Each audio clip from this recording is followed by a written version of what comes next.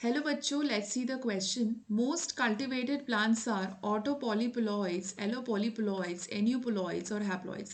तो सबसे पहले तो हम इन टर्म्स का मीनिंग जान लेते हैं. तो अगर हम बात करें पॉलीप्लॉइड की तो नाम से ही पता चल रहा है पॉली मतलब मैनी और प्लॉइडी तो आपको पता ही होगा सेट ऑफ क्रोमोसोम्स. तो जैसे हैप्लॉइड और डिप्लॉइड तो आपने सुना ही होगा. डिप्लॉइड का मतलब होता है पेयर ऑफ क्रोमोसोम्स रहते हैं यानी कि हर एक जो क्रोमोसोम रहेगा वो दो दो करके रहेगा. ऐसे क्रोमोसोम 1 दो दो करके, क्रोमोसोम 2 दो करके, क्रोमोसोम 3 दो करके. ठीक है. और अगर हम हेक्सापोलॉइड बोले, suppose I am just telling you an example, then that will be this one chromosome, this will be in like 3 6 6 pattern. Okay, so chromosome 1 it will be in 6 6 6 6 pattern के रूप में रहेगा ये. ठीक है. So this is the difference here. So this will be हेक्सापोलॉइड.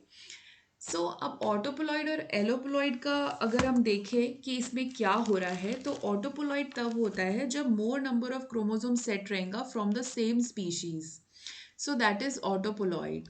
और allopolyploid अगर दो अलग अलग स्पीशीज हैं या कोई डिफरेंट स्पीशीज से हैं तो दैट विल बी एलोपॉलीपोलॉइड. जैसे कि अगर हम ट्रिटिकेल का एग्जांपल लें तो ट्रिटिकेल एक हेक्सापोलॉइड है जिसमें कि वो वीट और राई के क्रॉस से बनी है, तो उसमें दो अलग अलग स्पीशीज आ गए ना, तो वो एलोपॉलीपोलॉइड कहलाएगी. माफ कीजिएगा, ये थोड़ा टंग ट्विस्टर हो गया. बात करें एन्यूप्लॉइड्स की तो एन्यूप्लॉइड्स मतलब +1 या -1. ओके, तो यहाँ पे एक क्रोमोसोम ज़्यादा या कम रहेगा. ओके.